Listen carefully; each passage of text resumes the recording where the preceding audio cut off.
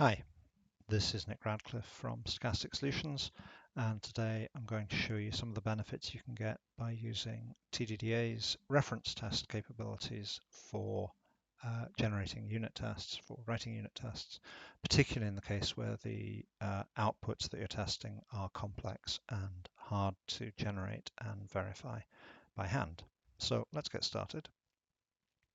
I'm going to assume that you already have the TDDA library installed and that you are somewhere you're happy to write files to, in my case, my temp directory. And I'm going to start by copying the TDDA examples with the TDDA examples command. And the ones we're interested in here are in reference test examples, and we're going to go into exercises unit test exercise 1, where we find 3 files. Now, this exercise is all about generating a static web page, which we've got a copy of in expected.html. Generator.py is the code that generates that web page, and testall.py is our unit test based test code for that. We have PyTest variants as well. We'll have a quick look at that, the web page we're generating. So visually it looks like this. It's just a bunch of text with an image. It's actually a vector image, an SVG image that's generated by generator.py. We won't bother looking at generator.py. If we look at our test code, this will look very familiar if you're at all familiar with unit test. We just have some comments and imports, and then this single test method in our test class. So we import from our generator.py, we import this generate string function.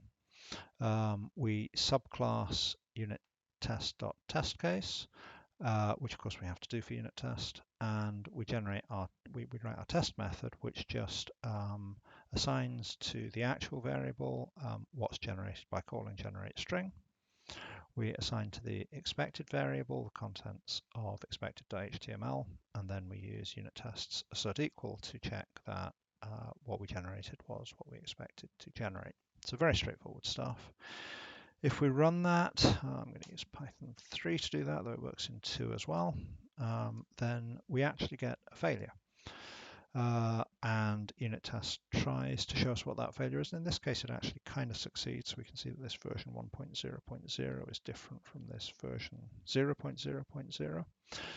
But we don't know whether that's the full extent of the differences. And so what we'd probably have to do now is go in and either stick a print in, or more likely write out the contents to file and do some diffs and try and understand what's going on. And it would all be, straightforward, but a bit annoying. So let's see the advantages that we get if we upgrade to using reference test. So I'm going to find that file in my editor. It was here, here. And the first thing we need to do is, instead of using unit tests test case, we need to use reference test case, which we need to import from TDDA.reference test. And then, because we're not importing unit test anymore, we need to use that, the main from that instead. Now we haven't actually changed anything to the reference test case itself. Subclasses unit tests test case.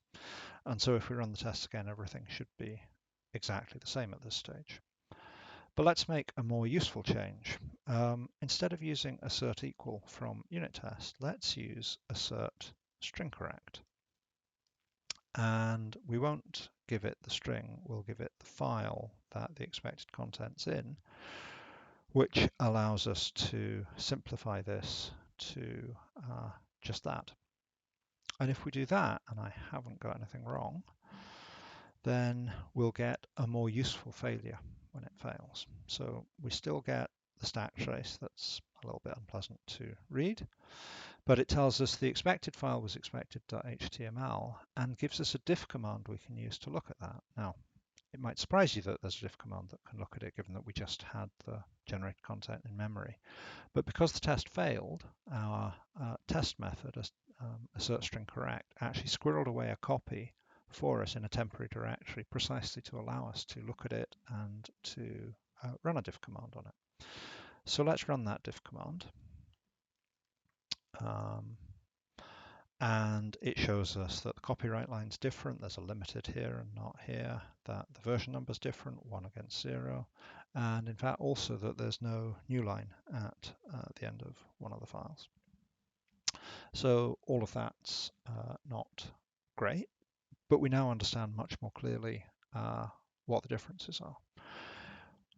The obvious thing to do, or one obvious thing to do in this case, is just to copy this output, what was actually generated, over the expected output once we've convinced ourselves that we're happy that the new output is correct. And it looks very much like it is. I think before we actually did that, I would want to look at it in a browser as well and check that this, what we've just generated, is the same as this previous thing. And obviously they look visually identical to me.